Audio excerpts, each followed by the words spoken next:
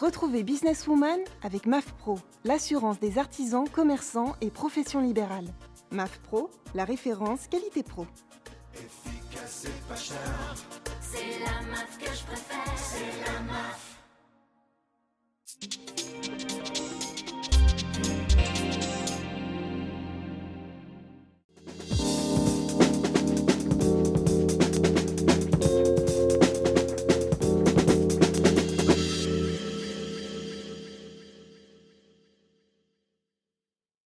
Bonjour à tous et bienvenue dans l'émission Businesswoman, votre rendez-vous dédié à l'entrepreneuriat au féminin.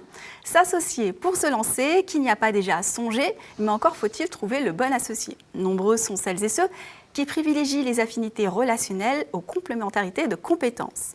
Or, un partenaire doit partager les réussites, mais aussi les problèmes. Comment bien recruter son associé avec un partage de vision commune? Quelles sont les précautions à prendre avant de se lancer? Et comment et jusqu'où accorder sa confiance? Avec nous, pour nous parler de ce sujet, Dounia Mouni, bonjour. Bonjour. Vous êtes la cofondatrice d'une boulangerie qui s'appelle Les Délices de Safa. Oui. Merci d'être avec nous. Merci à vous. Vous avez cofondé votre entreprise avec votre sœur, on y reviendra.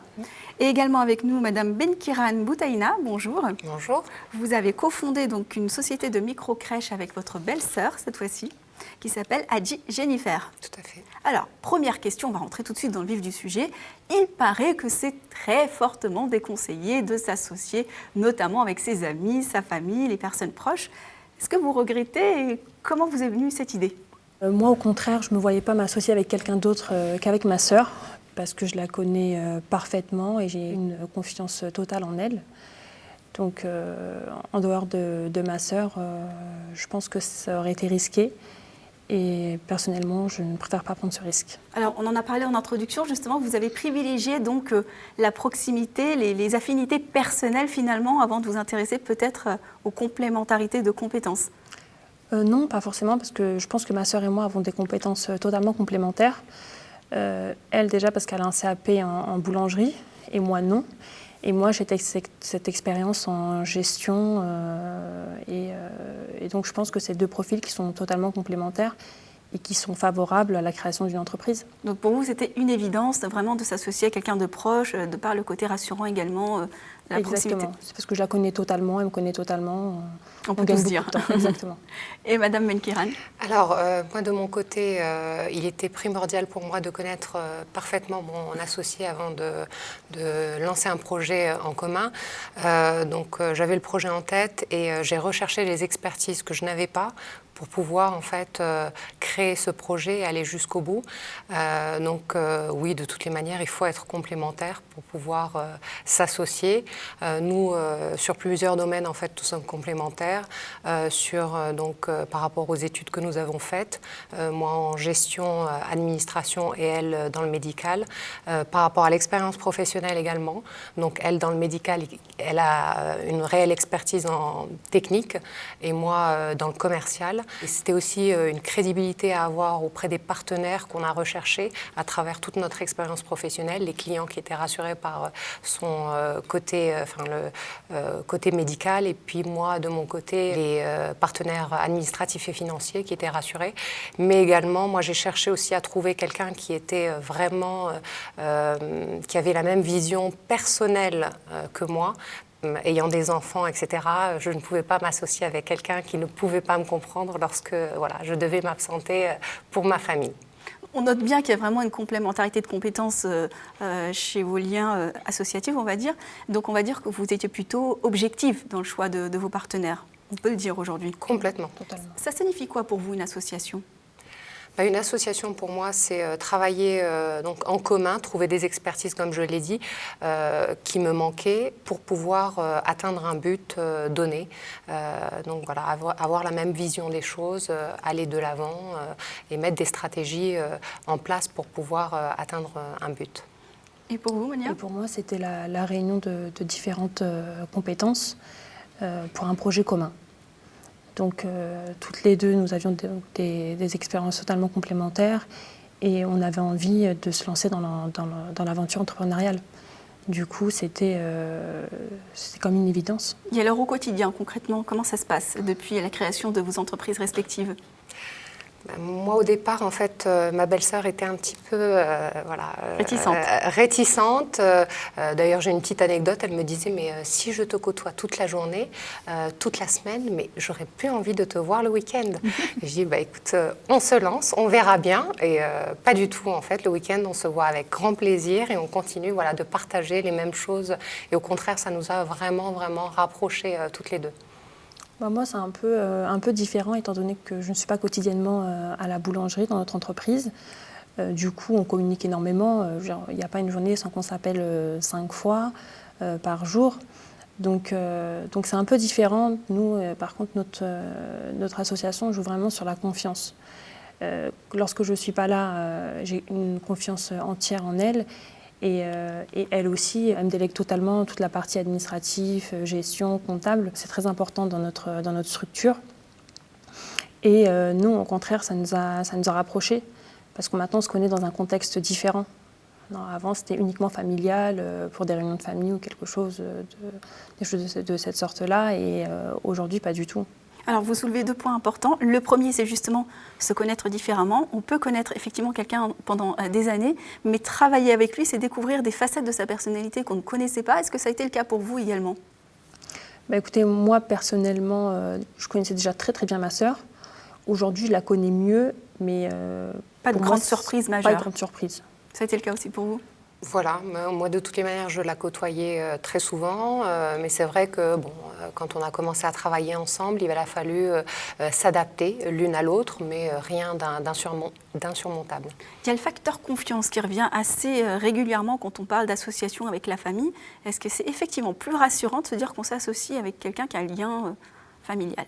Oui, parce que si jamais l'association échoue avec un tiers, c'est pas grave, on ne le reverra plus. Alors que quand c'est sa famille, il y a les liens du sang qui font que même si l'entreprise ne fonctionne plus ou l'association, je veux dire, la relation s'est dégradée, mais pour toujours. Donc on a tendance à agir différemment, à être beaucoup plus compréhensible envers l'autre. Il y a un affect qui est puissant et qui est là et qui Exactement. Effectivement... C'est aussi ce que vous ressentez, oui, le facteur confiance. Tout à fait, une confiance totale en mon associé. Et c'est vrai que quand je dois m'absenter, elle prend le relais et je pars en toute confiance. Voilà. Ça ressemble assez étroitement à une relation qu'on pourrait avoir dans un couple. Finalement, c'est une confiance, c'est se supporter au quotidien, c'est avancer ensemble et c'est aussi avoir la même vision des choses. On dit que souvent, c'est regarder tous deux dans la même direction. Est-ce que vous avez la même vision de l'entreprise, votre associé et vous ? Moi et ma sœur, pas totalement. Je pense que c'est dû aussi au rôle différent qu'on a dans l'entreprise. Ma sœur, étant donné qu'elle y est quotidiennement, elle a plus une vision à court terme de l'entreprise et moi, beaucoup plus à moyen et long terme. Donc plus ambitieuse, plus visionnaire. Voilà, exactement. Et alors, comment ça se traduit concrètement sur le terrain ? Quels sont vos rôles respectifs ? Est-ce que vous êtes obligé de mettre en place des process ? Est-ce que vous avez des tâches prédéfinies ou est-ce que les choses se font naturellement ? Nous, ça s'est fait plutôt naturellement, mais on en avait discuté dès le début. Et nos tâches respectives, elles sont faites aussi en fonction de nos compétences respectives. Donc naturellement, étant donné qu'elle a une formation en boulangerie, elle s'occupe de toute la partie production. Et moi, étant donné que j'ai des compétences en droit, en gestion, c'est moi qui m'occupe de toute la gestion du personnel, de l'entreprise en général. C'est la même chose pour vous, Madame Menkiran, ou est-ce qu'il y a des choses qui ont été établies dès le départ ? Alors, dès le départ, nous, on a établi pas mal de process.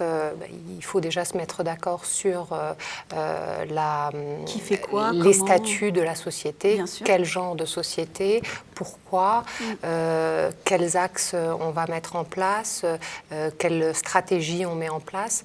Ce qu'on fait, elle fait pas mal de back-office, moi du front-office. Elle est plutôt introvertie, je suis plutôt extravertie, c'est pour ça que je suis là. Voilà, donc mettre en place plusieurs choses pour que, au quotidien, ça se passe bien. La transition est toute faite parce que justement, au même titre que s'associer avec son conjoint, il y a la question du choix juridique, du statut juridique qui se pose. Vous êtes à 50-50, vous êtes 51-50. Comment se sont définies les choses juridiquement parlant ? Nous, on est à 50-50.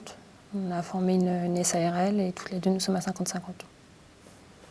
Donc nous avons choisi de créer une SAS pour en fait la flexibilité qu'on peut y mettre.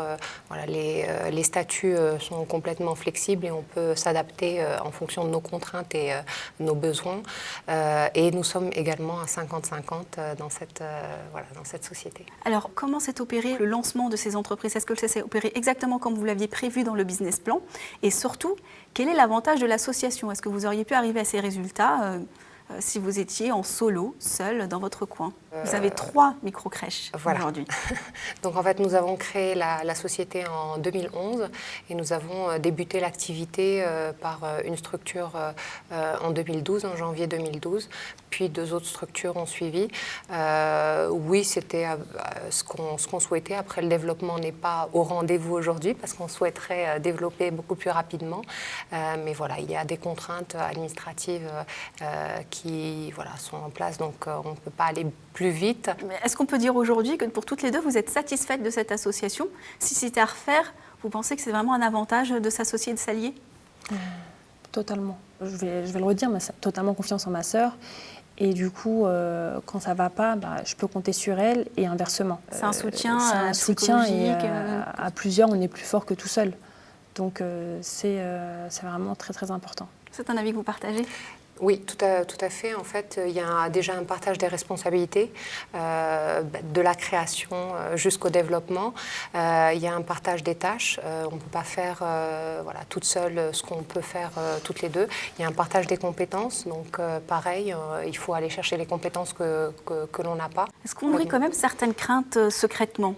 Est-ce qu'on n'a pas aussi peur, peut-être qu'un jour ça ne fonctionne plus ou comme on le voudrait, ou que ça se passe mal avec son associé? Est-ce que vous y avez déjà songé? Nous, entre nous, il y a des fois des disputes, parce qu'on n'est pas forcément d'accord sur certaines choses, etc. Et comment vous désamorcez justement ces conflits? On en discute. On en discute, chacune donne ses arguments, et ensuite on essaie de trouver un point commun. Donc oui, c'est pas tous les jours facile, mais je pense que c'est plus facile avec ma sœur qu'avec quelqu'un d'autre. On peut ne pas être d'accord sur certains points, donc chacune argumente, on arrête les discussions, on se voit une semaine plus tard et on prend les décisions. Forcément, il y a des compromis à faire de son côté, de mon côté, mais jusque-là, tout s'est très bien passé depuis pratiquement 3 ans. Alors pour les entrepreneuses qui nous regardent et qui éventuellement songeraient à se lancer en association, est-ce que vous auriez des conseils à leur donner pour bien justement s'armer? Beaucoup réfléchir la personne avec qui s'associer. Sur quels critères le choisir? Déjà, si on a déjà travaillé avec, parce que moi je sais qu'il y a des amis qui sont très proches, je ne pourrais pas. On a plein de points communs, mais le travail, ça demande beaucoup de rigueur. Une entreprise, ce n'est pas tous les jours facile, c'est une chose qu'il faut avouer. Il y a des bons moments, des mauvais moments, et il faut avoir un socle très solide pour que ça tienne. Et quelques conseils de côté de Madame Benkiran? Alors les conseils pour moi, c'est déjà de bien connaître son associé. Il est clair que c'est primordial, le côtoyer avant pour pouvoir se lancer, mettre en place les process dès le départ, savoir ce qu'on fait dans l'entreprise, les rôles de chacun, la stratégie à adopter, les buts à atteindre. Bien évidemment, d'avoir une confiance totale en son associé pour pouvoir avancer dans la même direction.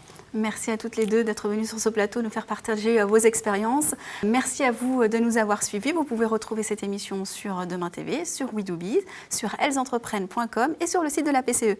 À très vite sur Businesswoman.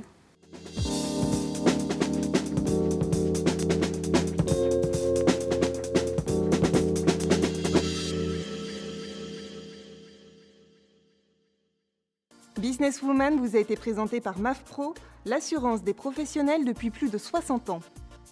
MAF Pro, la référence qualité pro. Efficace et pas cher. C'est la MAF que je préfère. C'est la MAF.